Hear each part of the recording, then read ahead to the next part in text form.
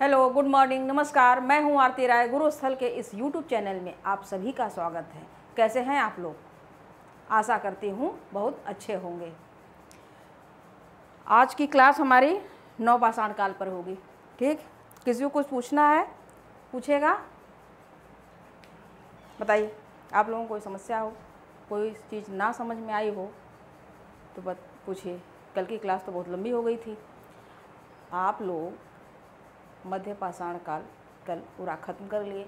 आज हमारी क्लास जो होगी नवपाषाण काल की होगी, और ये नवपाषाण काल आज ही नहीं ख़त्म करूँगी। इसको मैं थोड़ा सा टुकड़ों में बांटती हूँ, क्योंकि यहाँ पर प्रश्न आएंगे तो एक जैसे ही हो जाएंगे। आप लोगों सोचेंगे कि आप तो मध्यकाल में भी वैसे ही नाम हमने पढ़े थे, अब यहाँ जो है नवपाषाण काल में, मध्यकाल हम बोल दे रहे हैं, मध्य पाषाण काल में भी आपको बहुत सारे नाम एक जैसे मिलेंगे। क्यों मिलेंगे एक जैसे? क्योंकि वहाँ जो विकास हुआ, विकास के अवस्था में आया, वहीं फिर और विकास हो गया। क्या हुआ? नवपाषाण काल हुआ। तो अगर नवपाषाण काल की हम बात करें तो सबसे पहले नवपाषाण काल कहाँ मिला है? जो साक्ष्य मिले हैं मेहरगढ़ में मिला है। और ये मेहरगढ़ कहाँ है?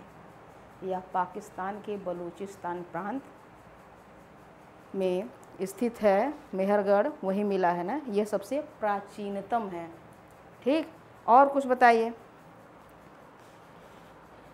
कुछ पूछना है आप लोगों को?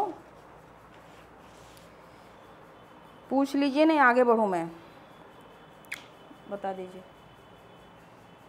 कोई शब्द ऐसे ना समझ में आए आप लोगों को, यहाँ पर आज की जो चर्चा होगी हमारी नवपाषाण काल पे होगी। नवपाषाण काल, ठीक, नवपाषाण काल पे होगी हमारी चर्चा। अब बताइए,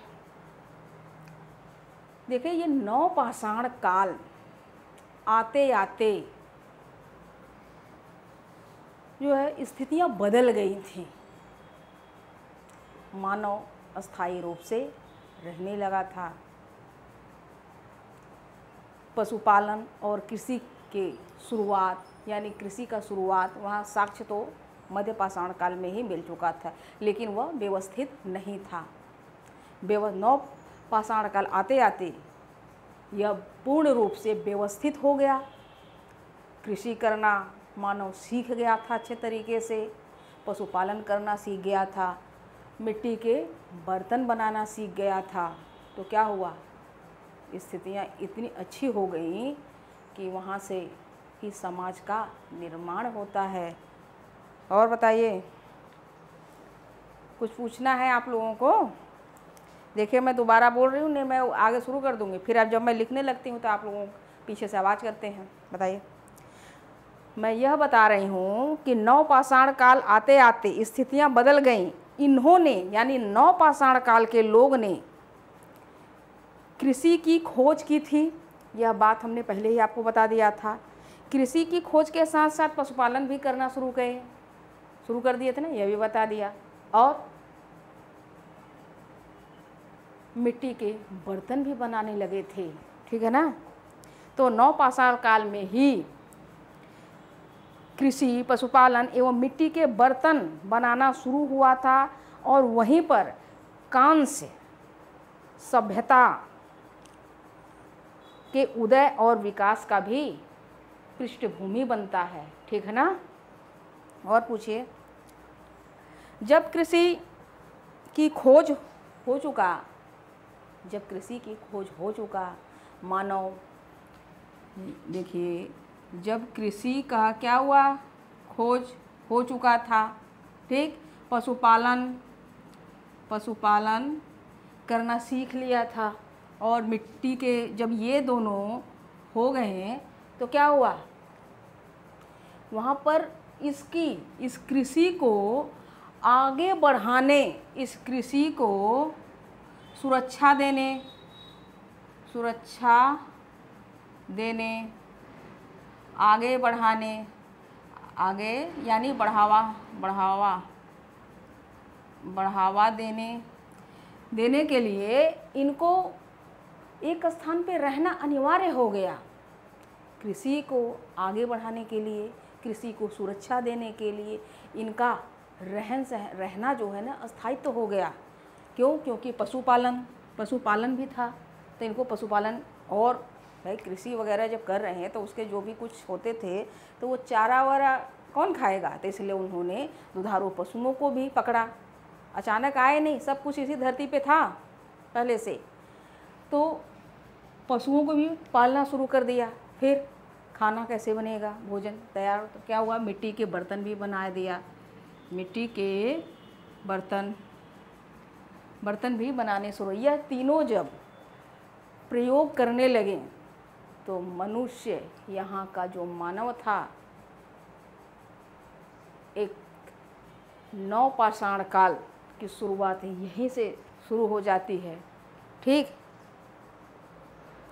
और यहाँ पर ये सब देखिए, इस जो नवपाषाण काल में ये सब तो हुआ, लेकिन यहाँ का सबसे खास क्या है, सबसे विशेषता क्या है, यहाँ के औजार।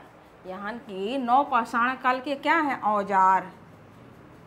अभी सुनते रहिए, ठीक ना। यहाँ के औजार कैसे थे, पत्थर के थे, और औजार कैसे थे, पत्थर के और हड्डियों के थे, हड्डियों के बने हुए थे। ठीक, अभी आप लिखिए नहीं, मैं आपको जहाँ से लिखना होगा वहाँ से मैं बता देती हूँ। और ये मुख्य रूप से बने हुए थे औजार, ठीक है ना। ये जो औजार है मुख्य रूप से पत्थर और हड्डियों के बने हुए थे। और इससे क्या विशेषता हुई, यानी अधिक कुशल। पहले क्या थे, पहले जो क्रूड पत्थर से शिकार करा करते थे, बता दिया। फिर फलक बना, फिर और बना, फिर और मध्यपाषाण काल में और छोटा उपकरण बन गया, लघु उपकरण कहने लगे। लेकिन नवपाषाण काल आते आते इनके जो औजार थे, उपकरण थे, बहुत ही सुंदर सुडौल बनने लगे। ठीक, अधिक कुशलता से अधिक रूपों में बनाए जाने लगे, यानी कि अधिक कुशलता से अधिक रूपों में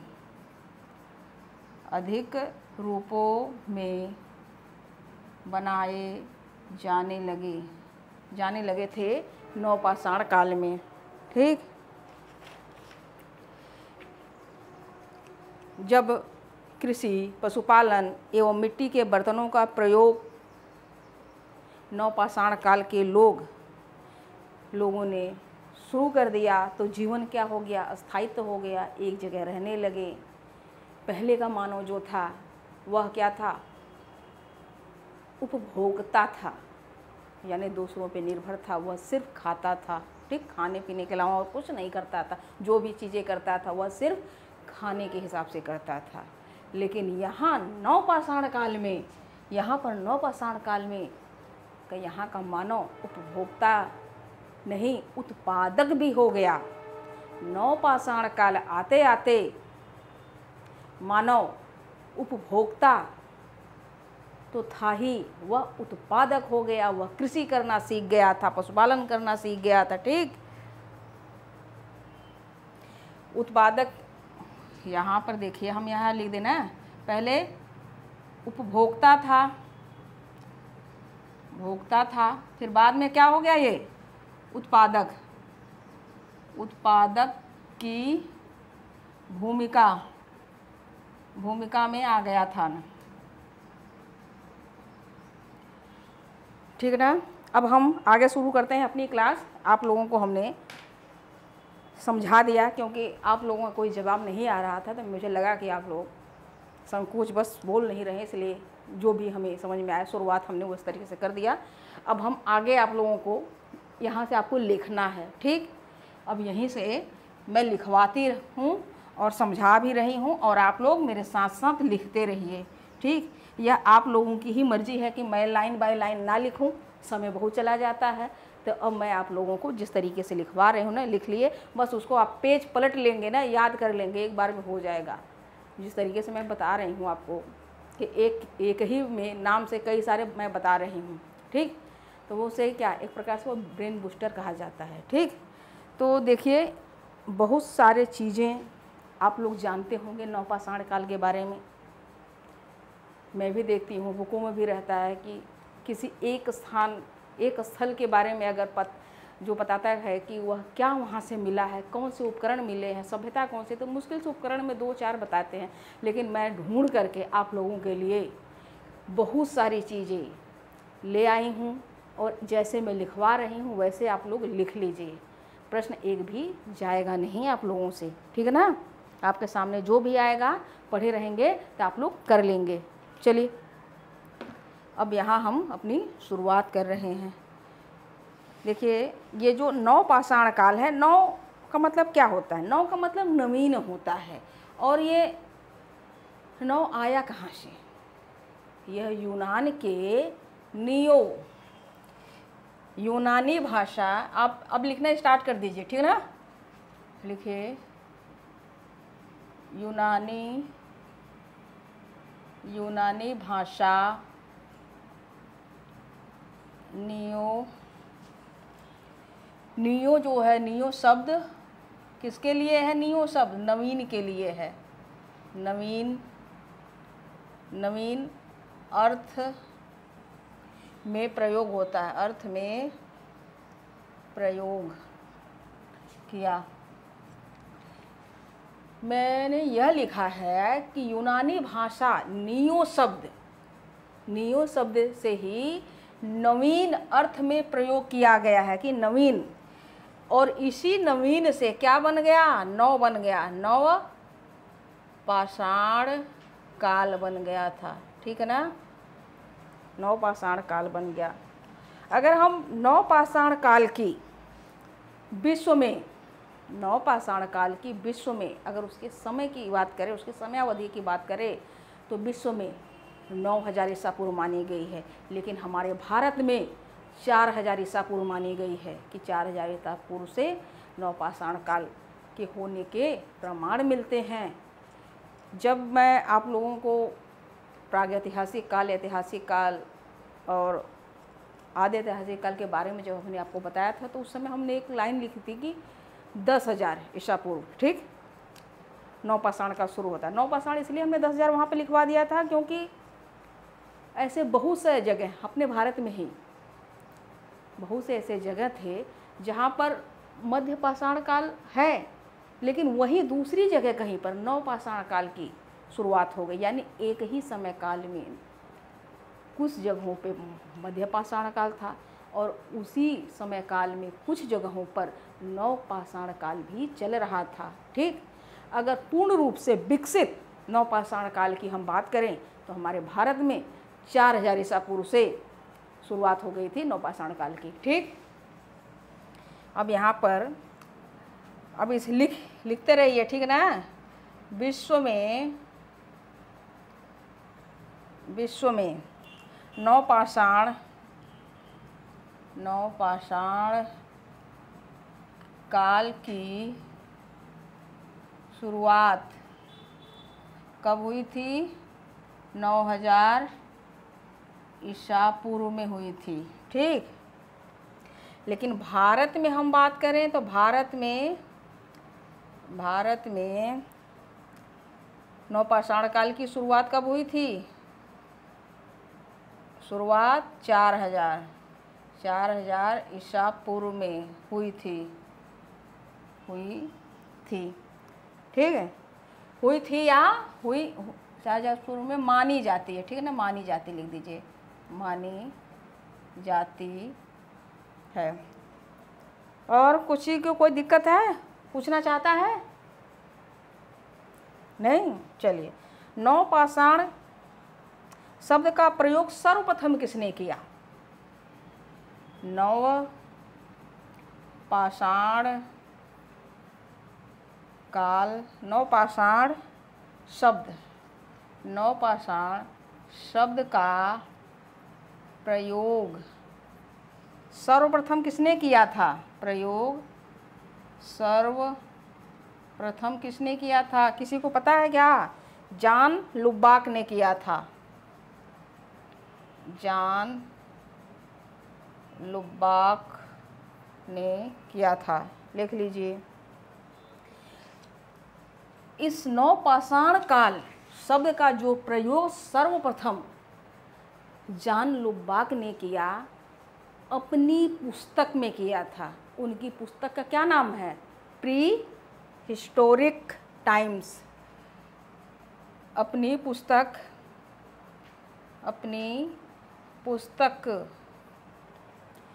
प्री हिस्टोरिक टाइम में, ठीक है ना, टाइम में किया था, लिख लीजिए, टाइम में किया था। उसके बाद एक और विद्वान थे इनके अलावा भी, उनका नाम था गार्डन चाइल्ड। लिख लीजिए, गार्डन चाइल्ड।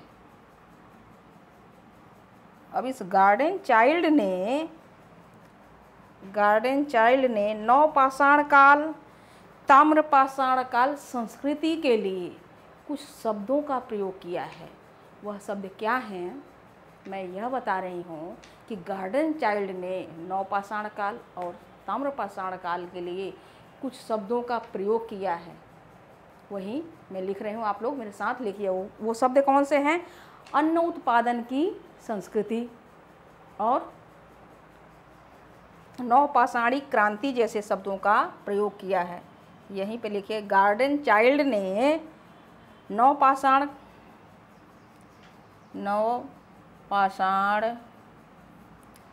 ताम्रपाषाण,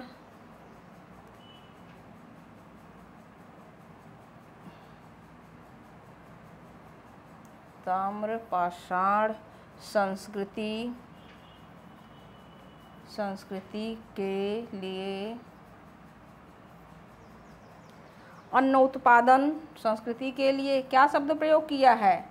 अन्न उत्पादन संस्कृति, और दूसरा शब्द है नवपाषाणिक क्रांति। नवपाषाणिक क्रांति जैसे शब्दों का प्रयोग किया है। यहाँ से दिखाई दे रहा है नीचे ना बेटा? अगर ना दिखाई दे नीचे वाली बात ना, तो बता दिया करिए, ठीक। अब आगे लिखिए, एक डॉक्टर प्राइमरोज ने, यहाँ मैं लिख दे रही हूँ, ठीक है ना, डॉक्टर प्राइमरोज ने, ठीक, डॉक्टर प्राइमरोज ने 1842 ईस्वी में, 1842 ईस्वी में कर्नाटक के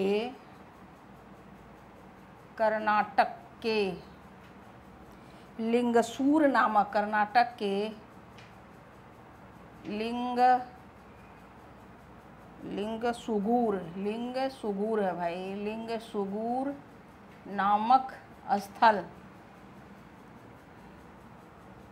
स्थल से नवपाषाणिक उपकरण खोजा था। नवपाषाणिक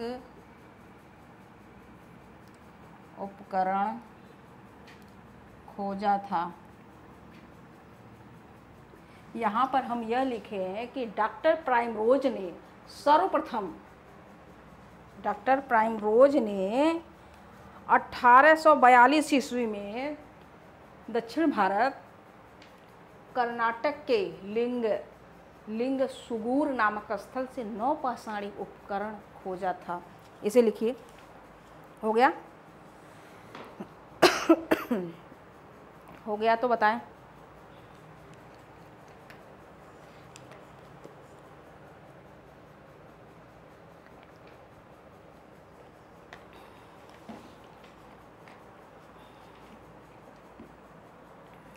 हो गया बच्चों?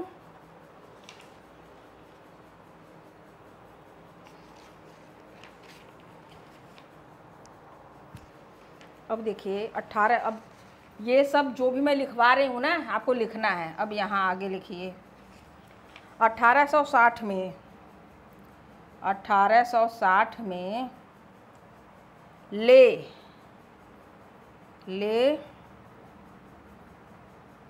मेसूरियन ने प्रथम प्रस्तर मतलब पत्थर का, ठीक ना, प्रस्तर उपकरण यूपी यानी उत्तर प्रदेश, ठीक ना, उत्तर प्रदेश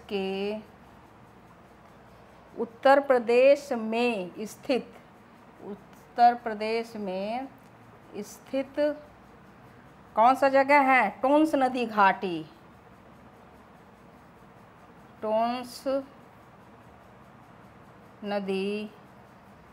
घाटी से प्राप्त किया।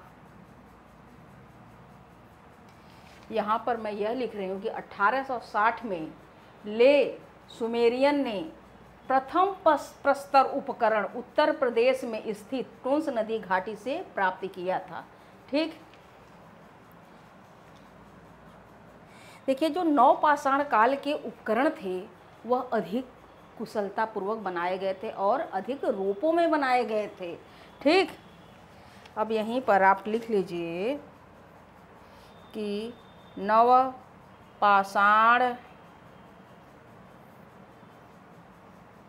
काल में उपकरण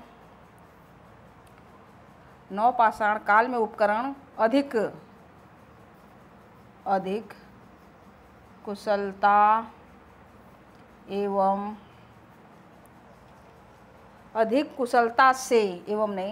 कुशलता से अधिक रूपों में, यानी कई रूपों में, अधिक रूपों में बनाए गए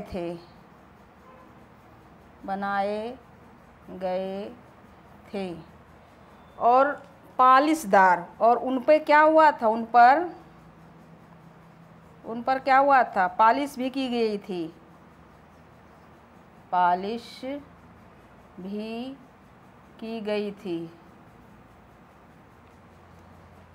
हो गया?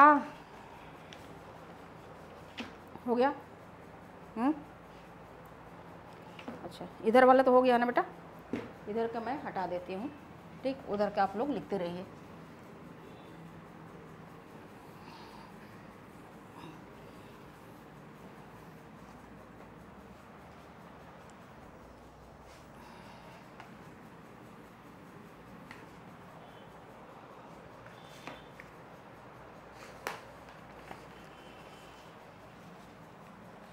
ये जो नवपाषाण युगीन प्राचीनतम बस्ती कहाँ मिला था सबसे पहले? अभी थोड़ी देर पहले हमने आपको बता दिया था ना, पाकिस्तान के बलूचिस्तान प्रांत में मिला था ना, मेहरगढ़। चलिए, अभी वहाँ पे हम आप आ रहे हैं। ये जो है नवपाषाण युगीन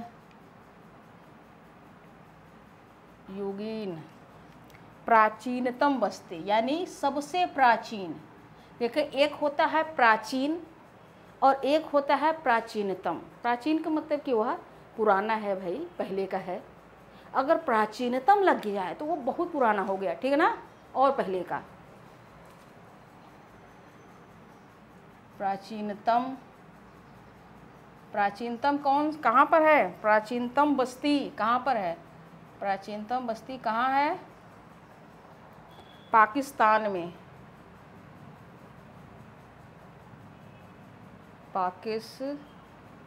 में स्थित है।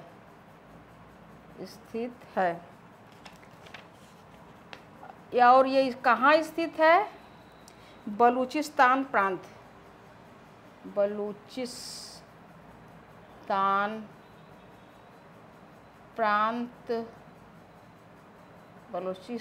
प्रांत के मेहरगढ़ में, मेहरगढ़ में साक्ष्य मिला है, ठीक है ना, साक्ष्य मिला है। हम यह लिखवा दिए हैं कि नवपाषाण युगीन प्राचीनतम बस्ती पाकिस्तान में स्थित बलूचिस्तान प्रांत के मेहरगढ़ में साक्ष्य मिला है। ठीक, बस्तियों का साक्ष्य मिला है। मेहरगढ़ से कृषि के प्राचीनतम, इस मेहरगढ़ से कृषि के प्राचीनतम साक्ष्य मिला है। ठीक ना, साक्ष्य मिला है, साक्ष्य मिलता है। हो गया, लिखिए। हो गया तो बताएं जल्दी से बेटा, जल्दी जल्दी करते हैं। हो गया ना?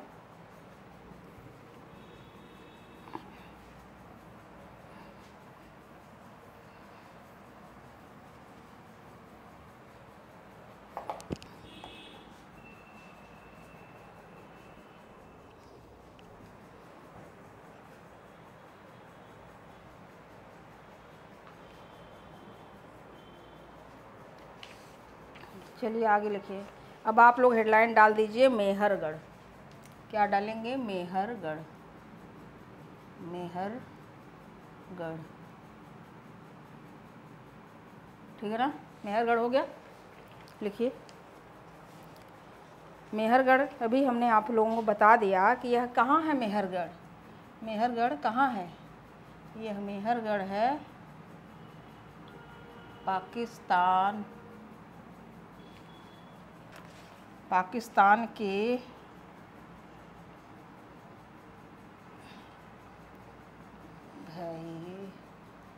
बलूचिस्तान, पाकिस्तान के बलूचिस्तान, ये कहाँ भाई? प्रांत में है ना? प्रांत के कोची जो है, ये कोची मैदान है। कोची मैदान, कोची मैदान में प्रवाहित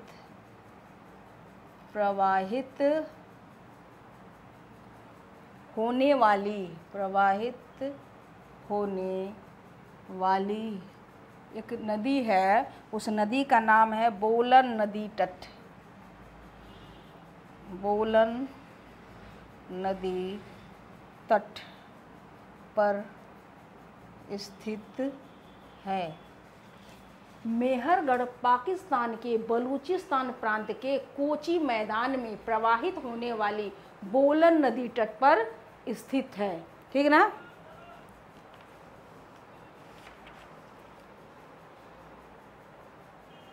इसको खोजा किसने था? इसको जो है किसी ने तो खोजा होगा। इसको खोजा किसने था? आप लोग बताएंगे?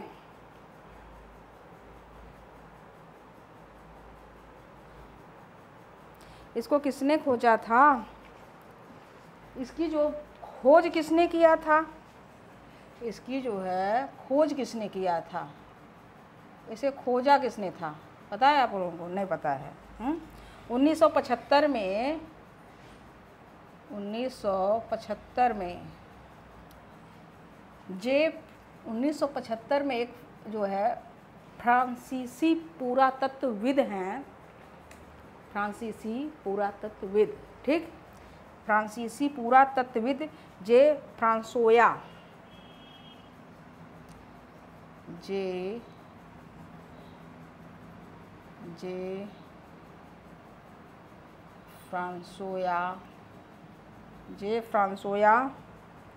जैरिन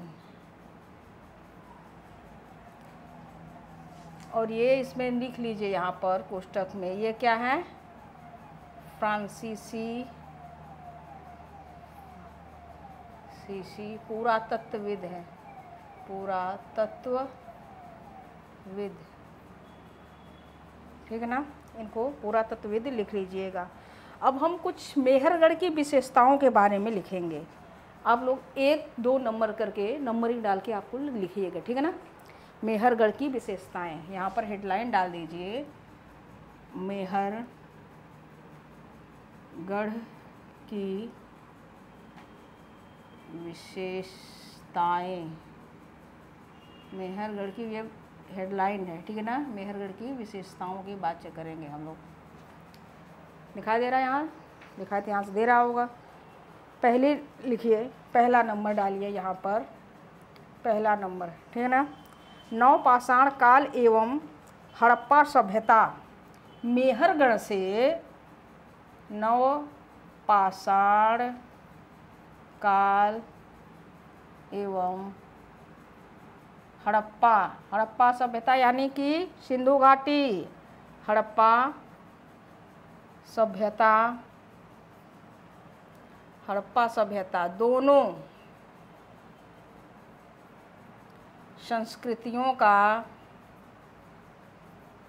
दोनों संस्कृतियों का महत्वपूर्ण स्थल है, दोनों संस्कृतियों का महत्वपूर्ण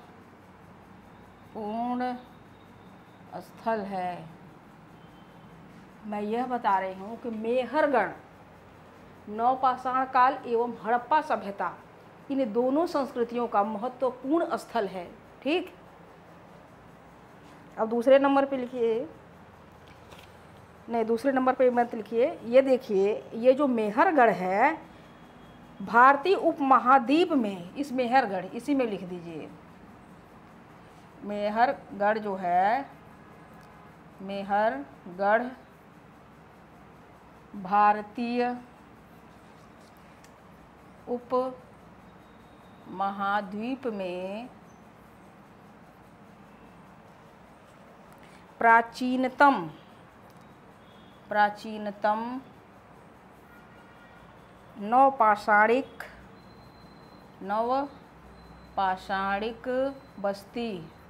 नवपाषाणिक बस्ती मेहरगढ़ थी, ठीक है ना, बस्ती थी। मेहरगढ़ प्राचीन भारतीय उपमहाद्वीप में प्राचीनतम नवपाषाणिक बस्ती है,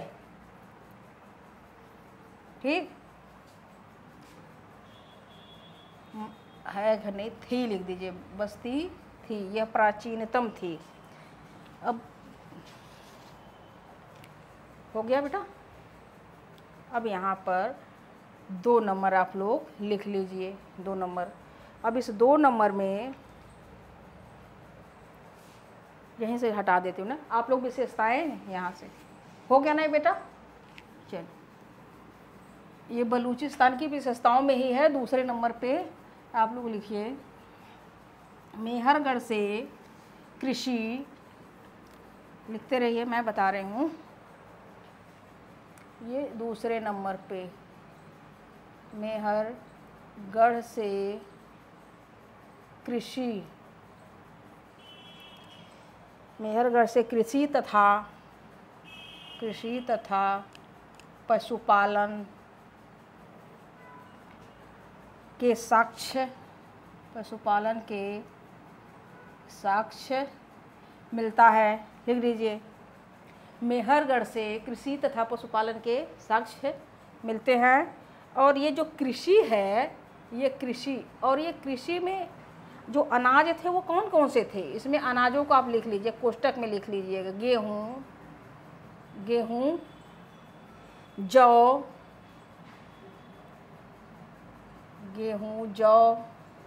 मटर नहीं,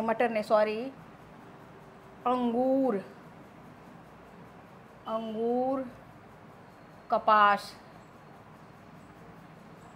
ये सब जो है कृषि में गेहूं, जौ, अंगूर, कपास मेहरगढ़ के कृषि में है, ठीक है ना। दक्षिण एशिया में भी गेहूं, जौ की खेती करने के प्राचीनतम प्रमाण मिले हैं। यहाँ पर लिख लीजिए, दक्षिण एशिया में भी दक्षिण एशिया में भी गेहूं,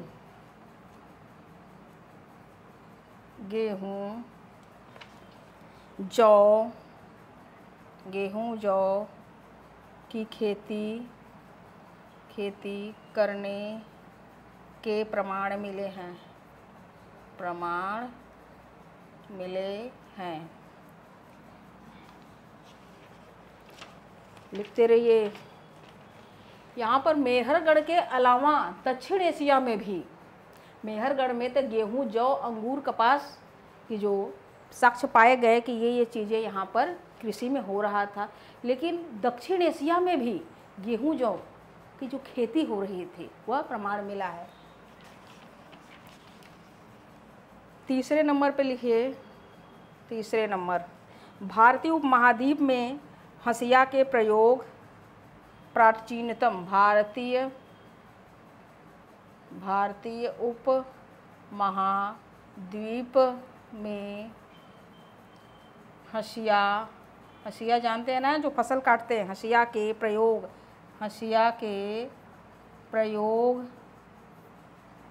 प्राचीनतम उदाहरण, प्रयोग के जो है प्राचीनतम उदाहरण कहाँ मिलता है? मेहरगढ़ से, ठीक ना। मेहरगढ़ से पता चलता है। चौथा नंबर पे लिखिए, ये सब विशेषताएं में हैं। पहली बार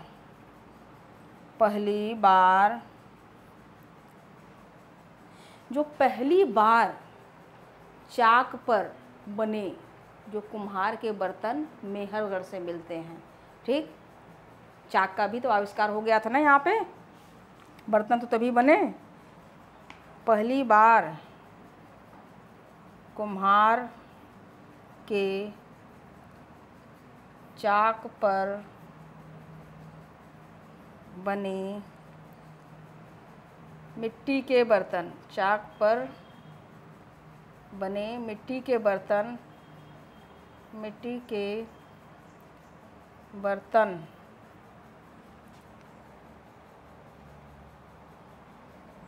का क्या हुआ? पता चलता है। यहाँ पर भारतीय उपमहाद्वीप में हंसिया के प्रयोग का प्राचीनतम उदाहरण पता चलता है, यहाँ भाई मिलता है, ठीक है ना, यहाँ मिलता है लिखिएगा, मिलता है। और पहली बार कुम्हार के चाक पर बने मिट्टी के बर्तन पता चलता है कहाँ से? पता चलता है मेहरगढ़ से, ठीक है ना, मेहरगढ़ से। पाँचवें नंबर पे लिखिए, पाँचवें नंबर पर, मेहरगढ़ से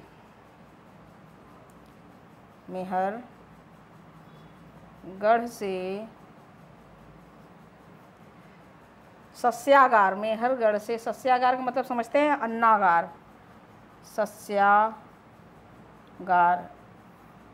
यहाँ पर मैं अन्नागार भी लिखवा सकती हूँ, लेकिन फिर भी सस्यागार लिखवा रही हूँ ताकि अन्नागार के बदले अगर कहीं सस्यागार आपको मिल जाए तो आप लोग सही उत्तर दे दें, ठीक। सस्यागार कोष्टक में लिखिए अन्नागार प्राप्त हुआ है।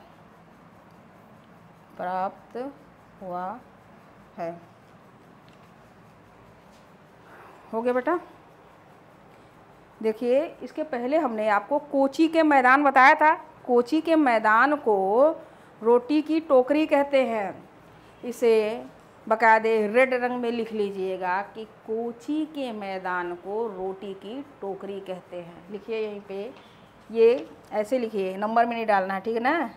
लिखिए कोची के मैदान को रोटी की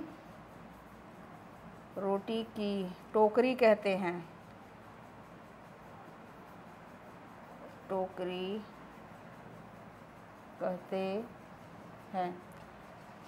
ये कोची का मैदान कहाँ है? कोची के मैदान हमने अभी थोड़ी देर पहले आपको बताया था ना।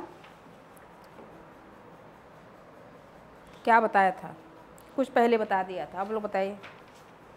कोची के मैदान के बारे में अभी हमने बताया था थोड़ी देर पहले। नहीं बताएंगे, बस खाली लिख रहे हैं। चलिए कोई बात नहीं, इतना हो गया। चलिए आगे बढ़ते हैं। मेहरगढ़ से, ठीक है, ये हो गया 5 नंबर हो गया, ठीक है ना, उसकी 5 विशेषताएं थी, हो गया। अब आगे लिखिए, मेहरगढ़ से प्राचीनतम स्तर का काल जो है,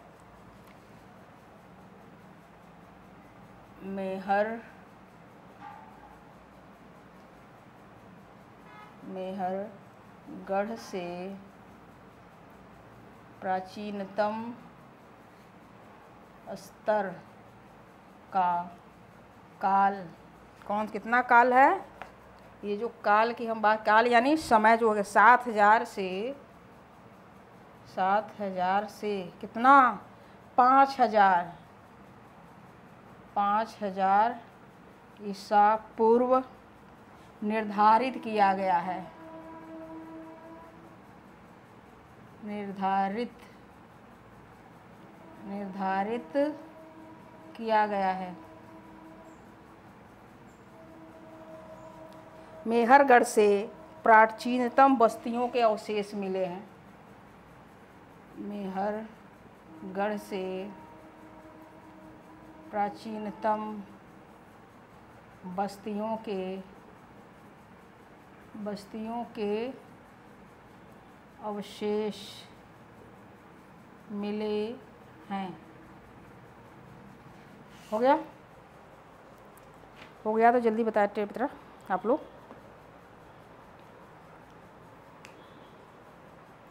कुछ पूछना है इसके बारे में? नहीं?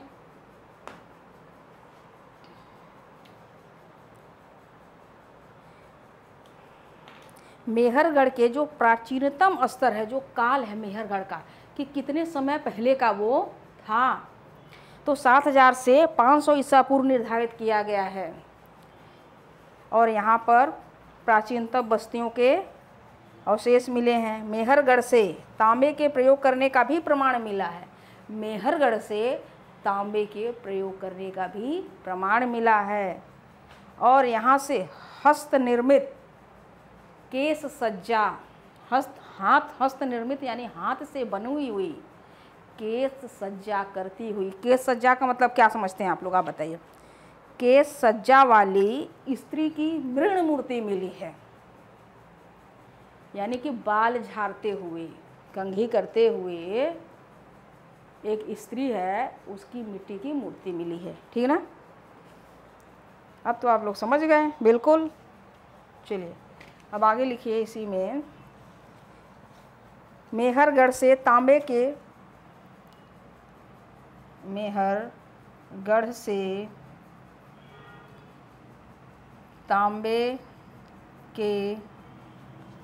प्रयोग करने के प्रमाण मिले हैं, प्रयोग करने के प्रमाण मिले हैं। मैं साथ अगर नहीं दिखाई दे रहा हो, मेरे से अगर छुप रहा हो, तो मैं साथ में बोलती भी हूँ, तो आप लोग लिख लिया करिए, और जब हट जाती हूँ तो मिला लिया करिए, ठीक है ना बेटा। मेहरगढ़ से अगली पॉइंट लिखिए, मेहरगढ़ से हस्त निर्मित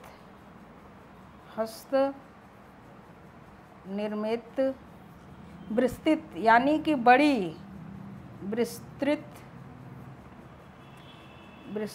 केश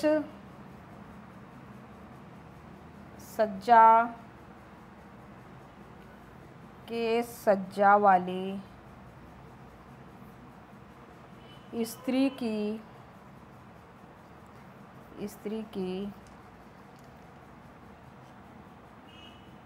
मृण मूर्ति मिली है।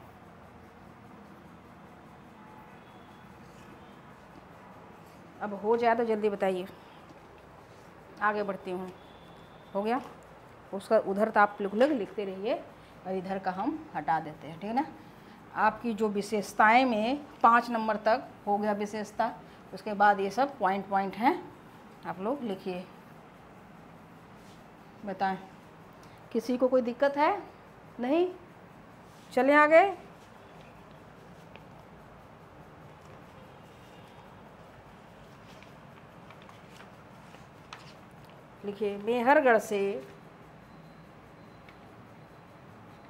मेहरगढ़ से।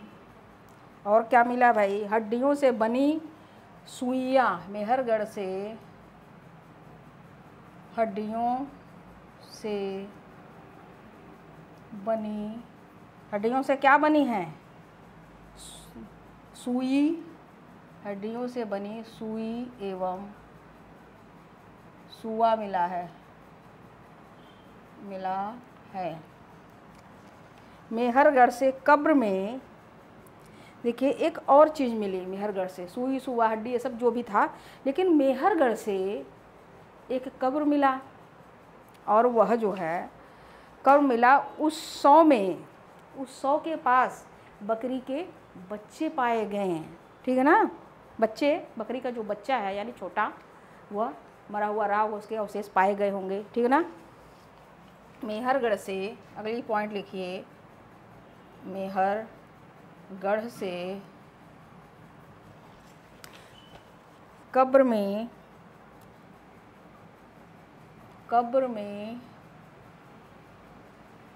100 के पास बकरी के बच्चे मिले हैं। 100 के पास बकरी के बच्चे मिले हैं। मेहरगढ़ से, और ये तो मिला मेहरगढ़ से बर्तन पकाने। मेहरगढ़ से मिट्टी के बर्तन पकाने के 3 विशाल भट्टियाँ मिली हैं। यानी कि जो मिट्टी जो उनको पकाते होंगे ना, पहले तो बनाते हैं कच्चा, गीली मिट्टी से बनाते हैं, उसको सुखवाते होंगे, फिर उसको पकाने का भी कार्य करते होंगे, तभी तो वो मजबूत होगा। जो विशाल भट्टियाँ हैं, आप उसको हमारे यहाँ गांव में उसको आवा बोलते थे, और बाकी जगह क्या बोलते हैं मुझे नहीं पता है, उसी आवा आप समझ लीजिए, बहुत बड़ी बड़ी आवा मिली है। ठीक। मेहरगढ़ से अगली पॉइंट लिखिए। मेहरगढ़ से बर्तन पकाने के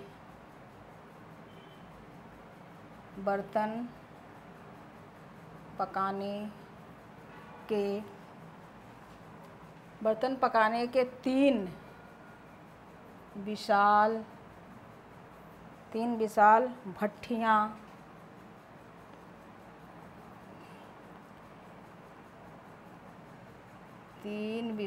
भट्टियाँ के अवशेष मिले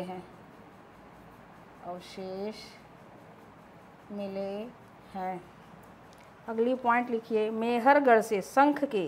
देखिए मेहरगढ़ से आप लोगों ने औजार देखा, हड्डी से बने थे, पत्थर के बने थे, लेकिन इसके साथ साथ शंख के आभूषण भी पाए गए हैं मेहरगढ़ से।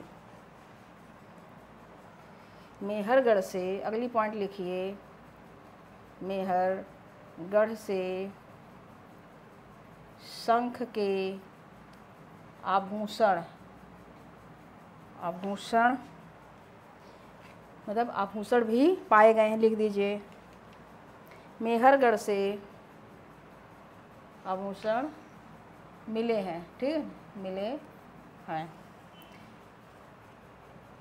मेहरगढ़ से घरेलू पशुओं में, मेहरगढ़ से क्या था? घरेलू पशुओं में, ठीक ना? घरेलू पशुओं में, मेहरगढ़ से घरेलू पशुओं में कुबड़दार वृषभ,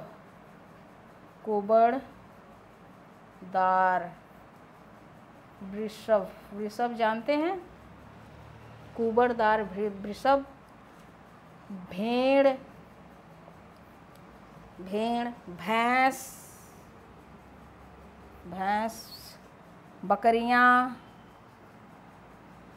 बकरियां के साक्ष्य मिले हैं कि ये सारे जानवर, ये जो घरेलू जानवर थे, ठीक। मेहरगढ़ से एक कब्र मिला, और उस कब्र में चिकने पत्थर के कुठार मिले हैं। मेहरगढ़ से एक कब्र मिला जो है, चिकने पत्थर से कब्र में चिकने पत्थर से कुठार मिले। तो यह अंदाजा लगा कि वह जो कब्र है उसमें वह कारीगर है। इस वजह से पहले के लोग क्या थे कि जब कोई मर जाता तो उसकी प्रिय वस्तुएं भी उसके साथ दे देती थी। तो उनके घर वाले, उनके प्रियजन कहते थे ठीक है, यानी आत्मा वाला कॉन्सेप्ट रहा होगा कि ये मरने के बाद भी जो भी कुछ अपना करेंगे, ठीक है ना। अभी हम इस पर चर्चा पहले लिख लेती हूँ फिर करती हूँ, ठीक है ना, अभी नहीं करूँगी। मेहरगढ़ से लिखिए, अगली पॉइंट लिखिए,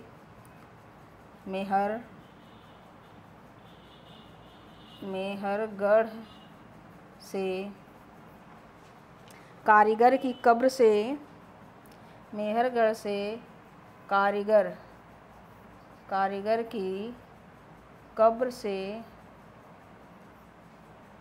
चिकने पत्थर के, चिकने लिखिए भाई, चिकने पत्थर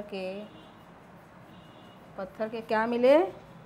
कुठार मिले हैं, कुठार मिले हैं। यहाँ हो गया तो लिखिए, आगे बताइए, हो जाए तुरंत बताइए हमें।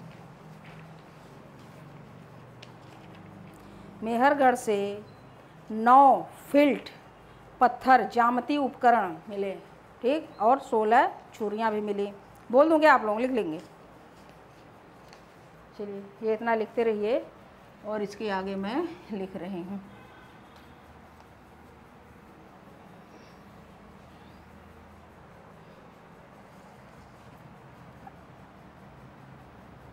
मेहरगढ़ से 9 फिल्ट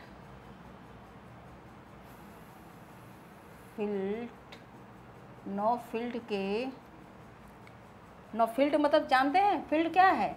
ये जो फिल्ट है इसे चकमक, ये चकमक पत्थर है, चकमक 9 फिल्ट के, 9 भाई 9, ठीक है ना, 9, काहे बिगड़ रहे हो भाई, 9 फील्ड के पत्थर, यहाँ दिखाई दे रहा बेटा ना ऊपर, पत्थर जो है, ये जो मेहरगढ़ से 9 फील्ड के पत्थर जो है मिले हैं, वो कैसे हैं पत्थर? वह ज्यामितीय उपकरण के हैं, जो पत्थर के बने हैं वो उपकरण है, ठीक ना। 9 फील्ड के, 9 संख्या में 9 जो फील्ड के फील्ड पत्थर के उपकरण मिले हैं। और वो उपकरण कैसे हैं? ज्यामितीय हैं, पत्थर के ज्यामितीय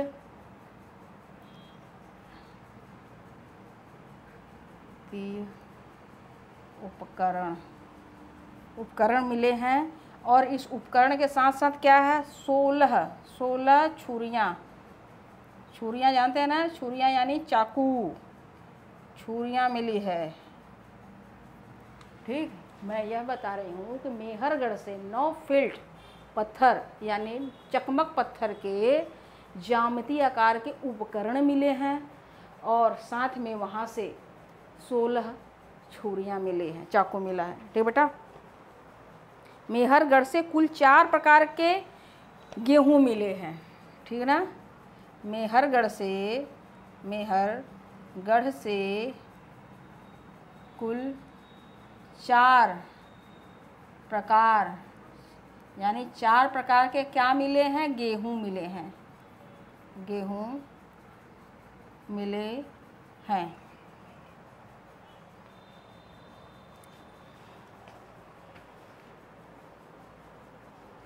मेहरगढ़ से कुल 4 प्रकार के गेहूँ मिले हैं। मेहरगढ़ से 4 प्रकार की गेहूँ मिली थी ना, 4 किस्म की, अभी लिखा हमने। अब लिखिए मेहरगढ़ से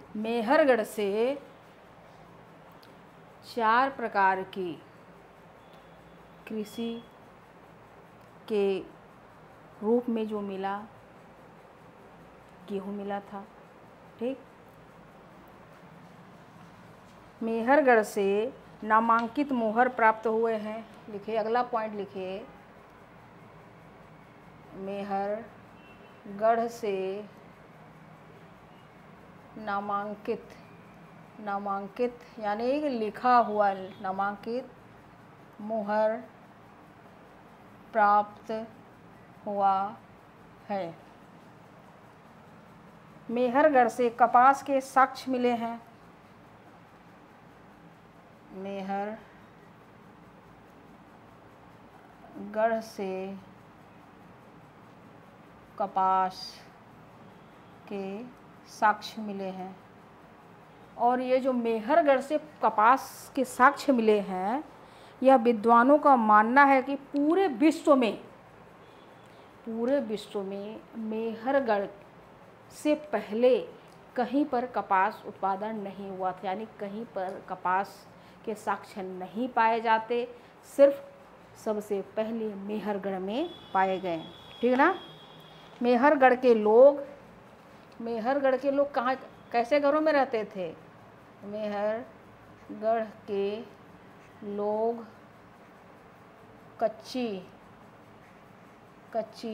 ईंटों के आयताकार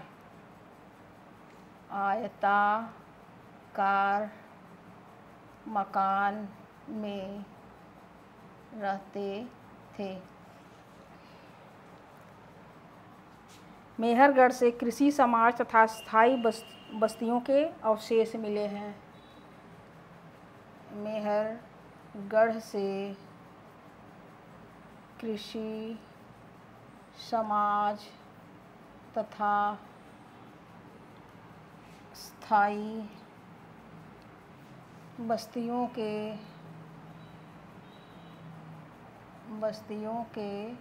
अवशेष मिले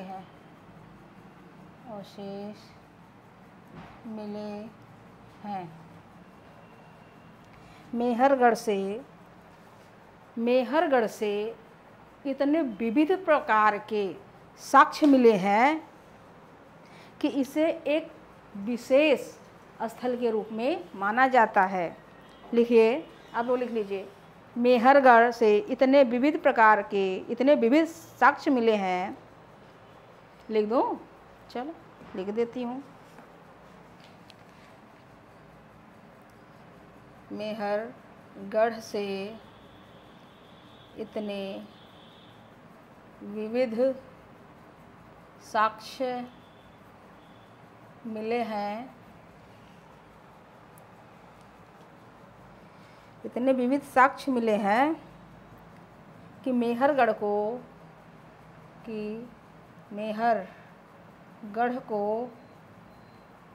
एक विशेष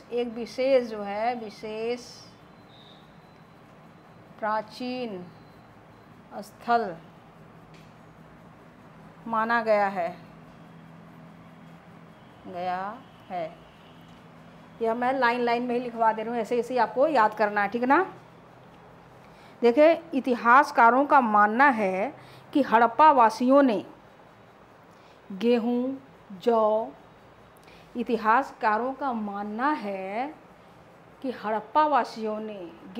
जौ कपास की उगाने का उत्पादन करने की जो तकनीक है वह मेहरगढ़ से सीखी होगी। ठीक, मेहरगढ़ के पूर्वजों से सीखी होगी। लिख लीजिए इसको आप लोग अलग पेन में लिखा करिएगा। ठीक, जो लाइन में लिख रही हूँ। इतिहासकारों का मानना है कि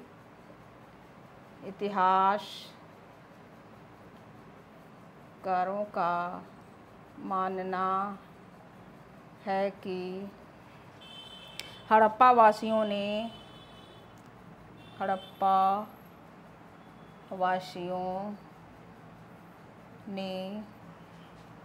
गेहूँ,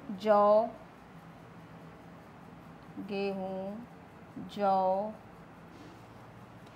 कपास उपजाने का तकनीक मेहरगढ़ के पूर्वजों से सीखी होगी। लिख लिया। अब देखिए, ये आपका खत्म होता है मेहरगढ़। अब दूसरी हेडलाइन डाल दीजिए, स्वात घाटी के प्रमुख नौपाषाणिक स्थल। यह स्वात घाटी कहाँ है, कौन बताएगा? देखिए, स्वात घाटी के 2 प्रमुख स्थल हैं जहाँ से कुछ न कुछ पाए गए हैं, ठीक है ना। ये हो गया तो इसको आप हटा दीजिए बेटा, हो गया ना, पक्का। अब हेडलाइन डालिए, स्वात घाटी के स्वात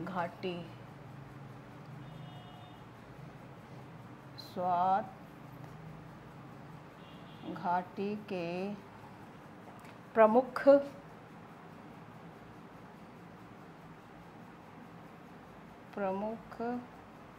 नवपाषाणिक स्थल। ये आपका हेडलाइन है, ये डालिए आप लोग, ठीक ना, हो गया। ये जो प्रमुख स्थल हैं, ये जो प्रमुख स्थल हैं, इसमें 2 थे, ठीक। इसमें 2 प्रमुख स्थल हैं। ये पहला नाम पर है लोएबन, लिखिए लोएबन, और दूसरा एक है अलीग्राम।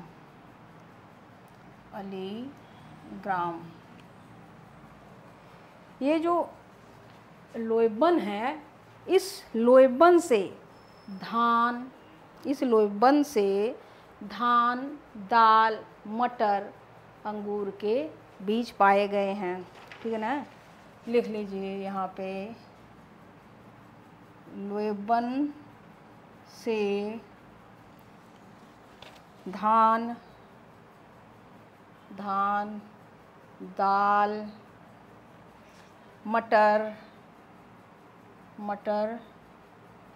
अंगूर के बीज और क्या पाए गए? गर्त गृहों के साक्ष्य मिले हैं। गर्त गृह क्या है? यानी कि गड्ढा खोद करके गड्ढे में वो लोग निवास करते थे, ठीक। ये स्वात घाटी के जो लोएबन के लोग थे, वो गड्ढों में निवास करते थे। उनका गड्ढा नुमा घर था। एक था गर्त स्तंभ बताया था ना, कि जो स्तंभ यानी कि वो जो खंभे जो होते थे, वो आधे मिट्टी में होते थे। ये इतना समझ लीजिए, मिट्टी है, ठीक है ना। ये मिट्टी में होते थे, आधे गड्ढे में, और आधा थोड़ा ऊपर रहता था। उसी में झोपड़ी बनी रहती थी, इसी में लोग रहते थे। गर्त स्तंभ इसको कहते हैं। अब समझ में आया? स्वात घाटी के स्थल से विविध प्रकार के, स्वात घाटी सबसे ज़्यादा क्यों जानी गई? ये जो आपका धान, मटर, दाल तो मिला ही, लेकिन स्वात घाटी में विविध प्रकार के 100 दफनाए जाने का साक्ष्य मिलता है। यानी विविध प्रकार के 100 को दफनाए जाते थे। वहाँ प्रथा थी अलग अलग तरीके से, ठीक है ना। यहीं पे एक लिखिए पॉइंट, स्वात घाटी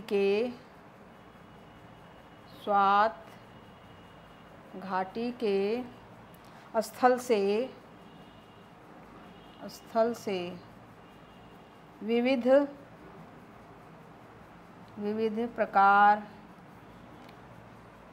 प्रकार के 100 दफनाए जाने के प्रथा के कारण प्रसिद्ध हैं। अब लिखिए क्वेटा घाटी, ठीक। हेडलाइन डाल दीजिए बेटा, क्वेटा घाटी, ठीक है ना।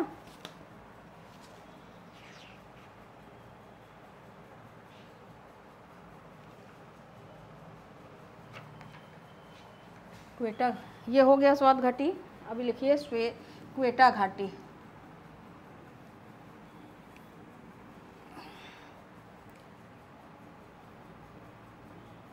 क्वेटा घाटी। ठीक, क्वेटा घाटी के प्रमुख स्थल लिखिए। क्वेटा घाटी के प्रमुख स्थल, प्रमुख स्थल हैं, कौन कौन से स्थल हैं? एक नंबर पे लिखिए किले गुल मोहम्मद, किले गुल मोहम्मद। अब दूसरे नंबर पे दम्ब सादात, दम्ब सादात। इस क्वेटा घाटी से, यहाँ से कच्ची बेंग मृत भांड प्राप्त हुई है। लिखिए, यहाँ से कच्ची बेंग मृत भांड, मृत भांडों की प्राप्ति हुई है, प्राप्ति हुई। कलात पठार में स्थित, कलात, ये भी क्वेटा घाटी में सब है, ठीक है ना? क्वेटा कलात पठार में स्थित, क्या स्थित है? अंजीरा एवं स्याह, अंजीरा, अंजीरा एवं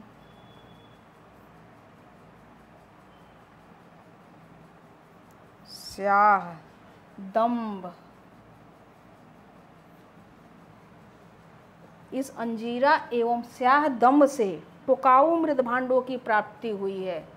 कौन सी? टोकाऊ नहीं, टोकाऊ नहीं, टोगाऊ, सॉरी, टोगाऊ मृद भांडों की, मृद भांडों की प्राप्ति हुई है, प्राप्ति हुई है। लिख लीजिए। इसके आगे लिखिए, तो फिर आगे बताती हूँ बेटा। अफगानिस्तान में स्थित मुंडीगाक, यह प्रश्न तो आप लोग बहुत बार पूछा गया वो कहीं ना कहीं ना। अफगानिस्तान में स्थित, लिखिए अगली पॉइंट, अफगानिस्तान में स्थित मुंडीगाक से, क्या है नाम? मुंडीगाक,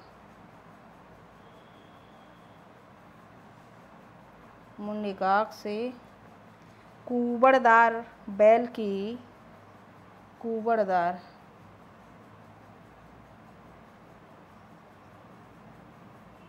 कुबड़दार बैल की मृण मूर्ति मिली है, कुबड़दार बैल की मूर्ति मिली है। ठीक हो गया। एक सिंधु की सहायक नदी है, सिंधु की सहायक गोमल नदी घाटी से 3 स्थान प्राप्त हुए हैं। यहाँ पर लिखिए, यहाँ से सिंधु की सहायक, सहायक का था गोमल नदी घाटी, सहायक कौन है? गोमल नदी घाटी।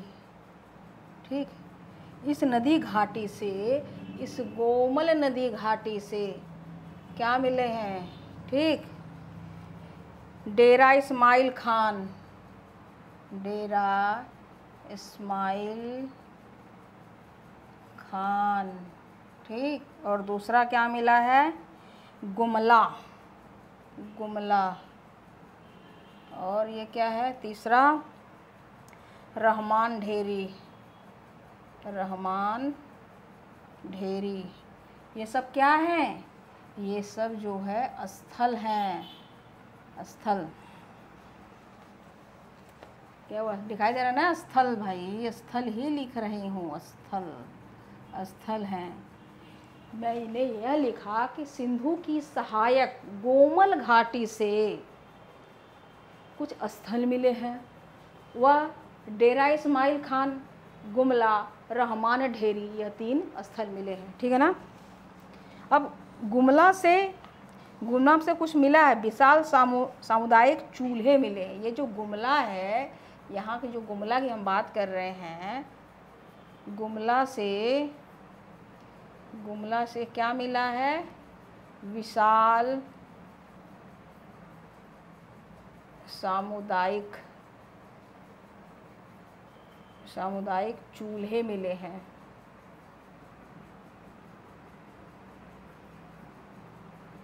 चूल्हे मिले हैं। हो गया बेटा? ये लिख लीजिए इतना।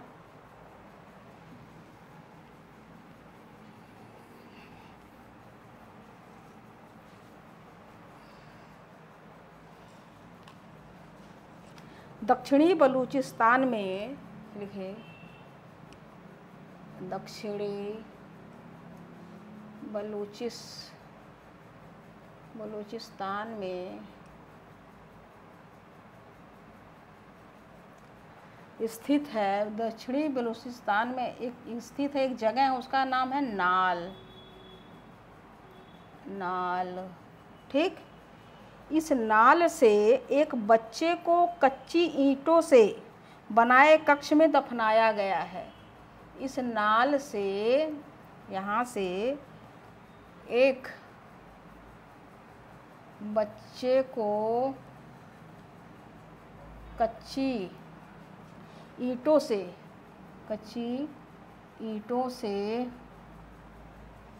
बनाए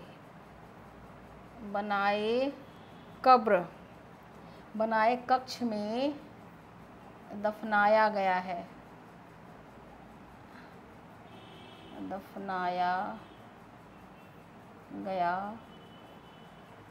ठीक ना? दफनाया गया था। ठीक? और ये जो बच्चा है, ये जो बच्चे के साथ कुछ मिला था, इस बच्चे के साथ यानी कि इसके साथ क्या मिला? मनके की माला मिली है। मनके यानी गुड़ियों की, मनके की माला मिली है। और क्या मिला है? स्फटिक। ये जो माला है स्फटिक का है, माला स्फटिक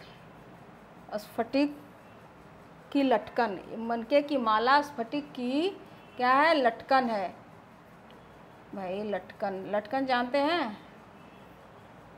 लटकन यानी कि लॉकेट भाई गले में पहनते हैं। ठीक? और इसे समाधि सामग्री के रूप में, इसे जो है समाधि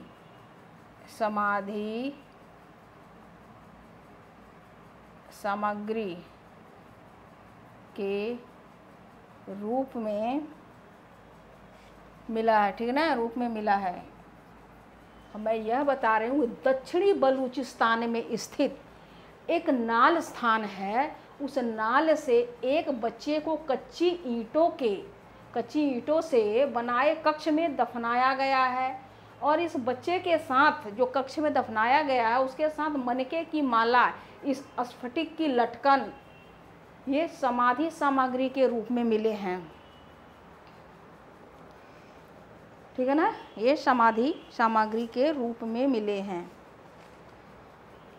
अब यहाँ पर अगली पॉइंट लिखिए, बहावलपुर के चोलिस्तान से,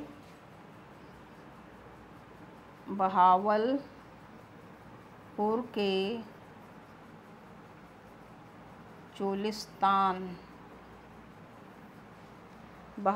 के चोलिस्तान से मृदभांड मिले हैं। और मृदभांडों का नाम है हकारा मृदभांड।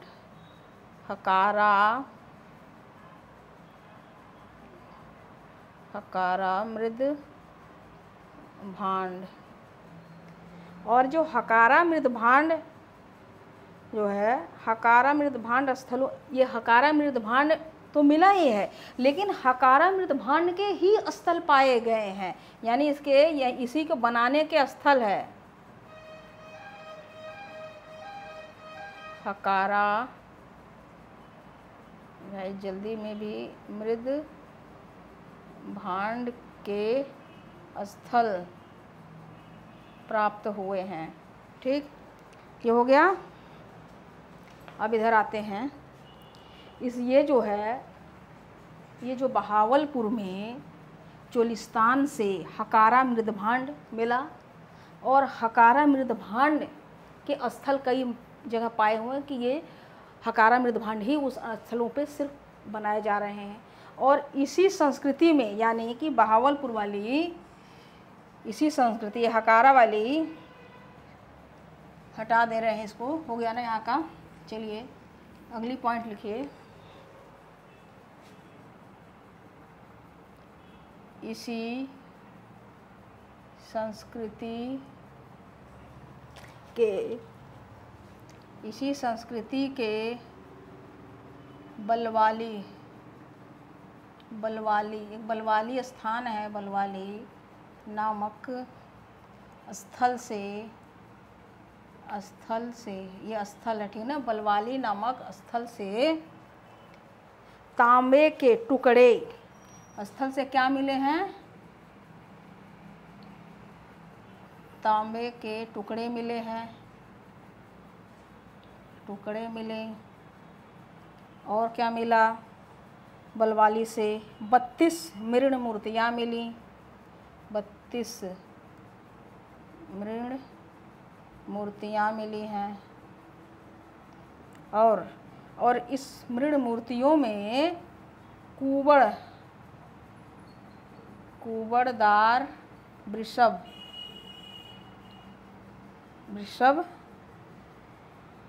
शामिल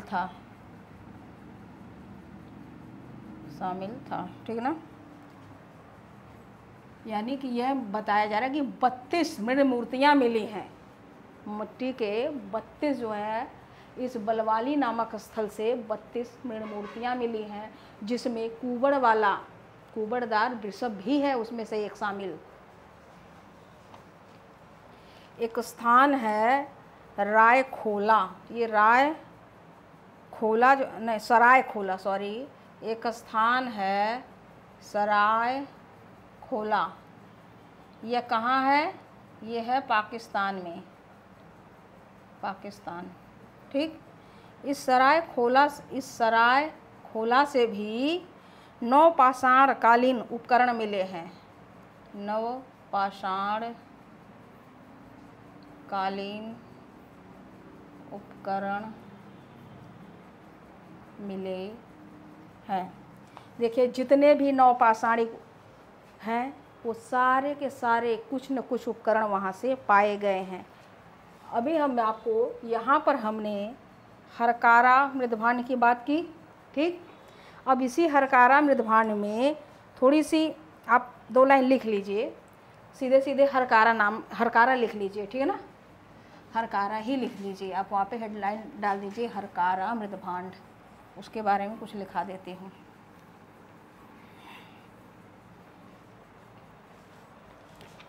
हरकारा, हाकरा,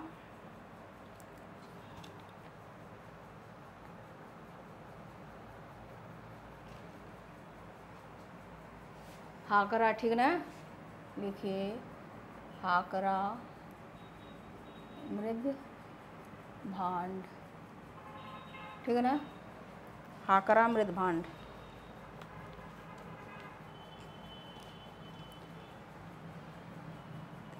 ये जो हाकरा मृद भांड जो है इसकी प्राप्ति कहाँ हुई है, इसकी जो है प्राप्ति कहाँ से, और जगह से कुछ प्राप्ति हुई है ना कहीं पे। हाकरा मृद भांड की प्राप्ति घग्गर हाकरा घाटी से,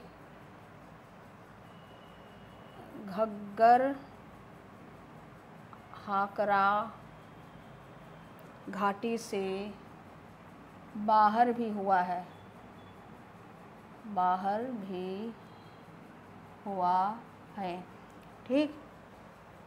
पंजाब के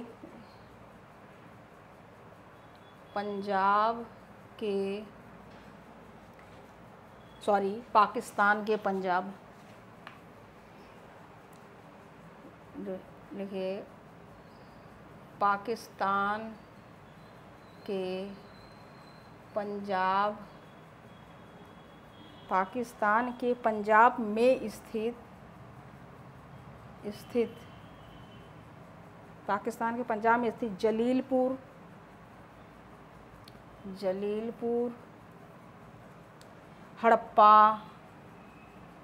हड़प्पा यानी सिंधु घाटी, तथा हरियाणा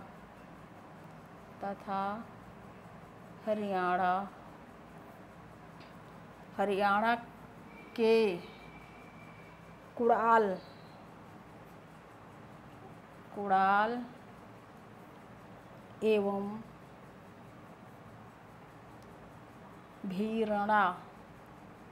भीरणा से मृदभांड मिले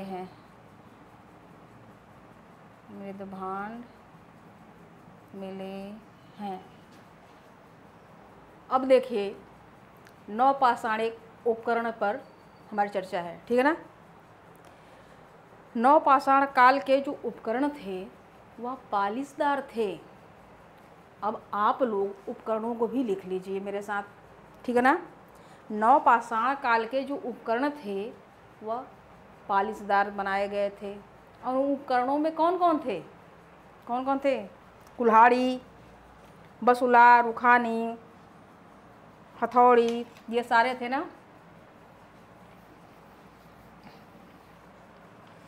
नौपाषाण काल के उपकरणों में, यहाँ उपकरण हमने लिख दिया, आप लोग भी हेडलाइन डाल दीजिए, क्या? उपकरण। ठीक ना।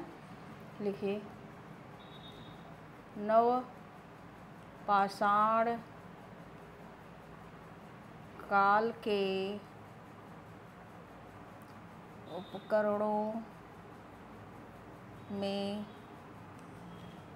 उपकरणों में क्या क्या है? ये जो उपकरण है यह क्या क्या है? उपकरण कैसे हैं? उपकरण कैसे हैं? उपकरण पालिशदार हैं, पालिशदार। और उपकरण हैं कौन कौन से? जरा सा, ये जो पालिशदार उपकरण है इनका पहला नाम है कुल्हाड़ी, लिख लीजिए। दूसरे नंबर पे कौन सा उपकरण है? बसुला। तीसरे नंबर पे क्या है? रुखानी। ये सब उपकरण है, अभी भी ये उपकरण मौजूद है ऐसे नाम वाले। ठीक है ना। हथौड़ी, ये सब पालिशदार उपकरण थे नौपाषाणिक। लिख लिए। सर्वाधिक पालिशदार उपकरण जो था, ये जो कुल्हाड़ी था, यह कुल्हाड़ी सर्वाधिक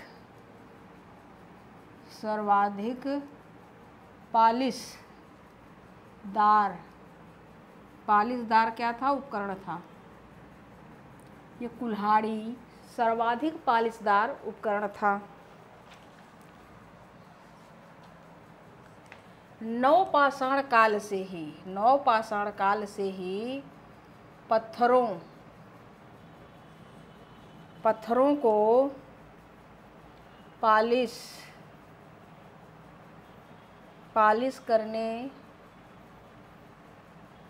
करने की शुरुआत हुई थी।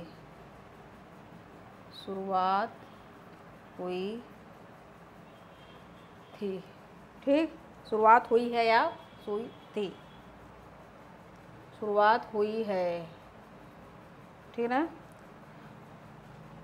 अब दूसरा पॉइंट लिखिए। 1842 में, ये शायद शुरुआत में हमने आपको बता दिया था, पर फिर भी एक सीरियल से लिख दीजिए, यहीं पर मैं लिखवा दे रही हूँ। ठीक है ना। 1842 में कर्नाटक के मैसूर के सुगूर, लिंग सुगूर से क्या मिला है? नवपाषाणिक, नवपाषाणिक क्या हुआ? उपकरण मिले हैं, उपकरण मिले हैं। क्या हुआ? किसी पूछना है बेटा? अब अगली पॉइंट डालिए, अगली पॉइंट ये सर्वाधिक है, ठीक है ना। अब यहाँ पर अगला पॉइंट यहाँ, ठीक है ना, अगला पॉइंट डाल दीजिए आप कि 1860 में, 1860 में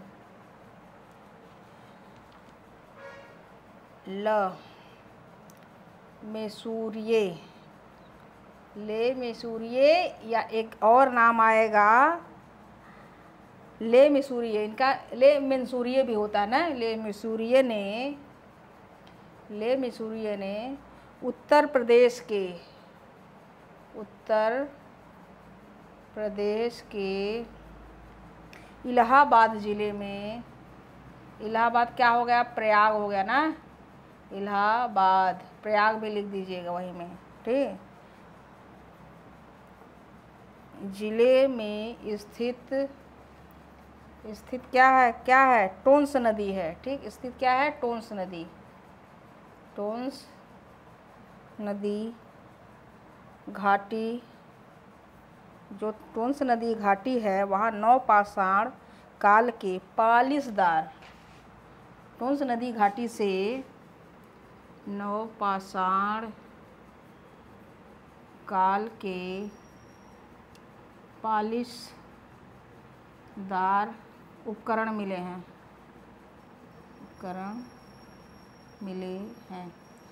अभी तक देखिए जितनी भी बातें हमने बताई ज़्यादातर पाकिस्तान वाली बात थी ना, बलूचिस्तान, मेहरगढ़, क्वेटा, ये सारे के सारे उधर ही चले गए, स्वाद घाटी। लेकिन यहाँ पर अगर हम बात करें तो 1860 में उत्तर प्रदेश के इलाहाबाद ज़िले में टोंस घाटी से नवपाषाण काल के पालिशदार उपकरण मिले। पालिशदार उपकरण वो कौन से कैसे उपकरण थे? सेल्ट के थे, बने थे, ठीक है ना, सेल्ट। अब हम सेल्ट भी बता चुके हैं, आप लोगों को नहीं पता है तो बताएं, फिर से दोहरा दूंगी। ये इधर का तो हो गया बेटा ना, चलो बस 2 लाइन बचा है।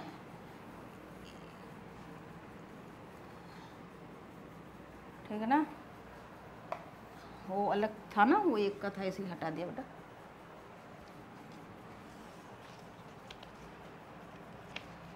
ये जो है इससे पूर्व की बात करते हैं, इससे पूर्व ये जो 1860 में बता रहे हैं, वो 1860 में ल मेसूरियन ने उत्तर प्रदेश के इलाहाबाद जिले में स्थित टोंस नदी घाटी से नवपाषाणिक पालिशदार उपकरण खोजे।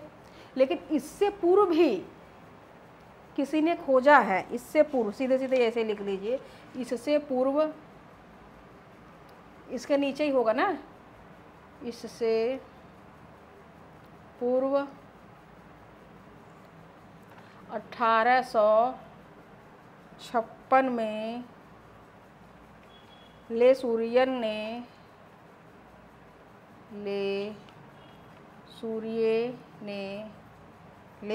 ने मध्य प्रदेश के न्यागुडी से न्यागुडी से क्या पाया था? चर्ट की तिराग्र क्या होता है? कौन बताएगा? तिराग्र प्राप्त कर चुके हैं।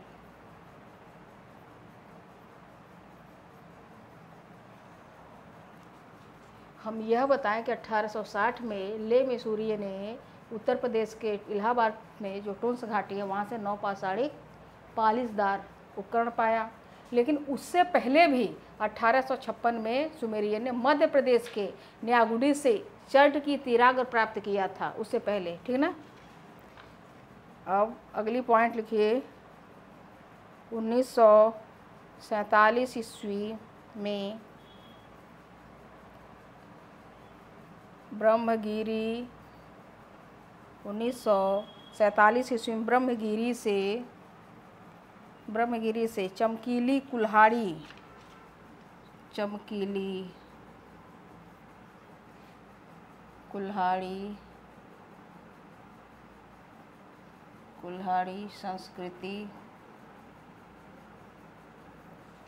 संस्कृति का पता चला है, ठीक है। अब ये देखिए यहाँ पर, अब आज मैं यहीं पर रोकती हूँ। अब आगे की क्लास जो हमारी कल होगी, ठीक है ना। आज काफ़ी लंबी क्लास हो गई। यहाँ पर ये दूसरा हमने ये हेडलाइन पॉइंट लिख दिया कि 1947 में ब्रह्मगिरी से चमकीली कुल्हाड़ी संस्कृति का पता चला है।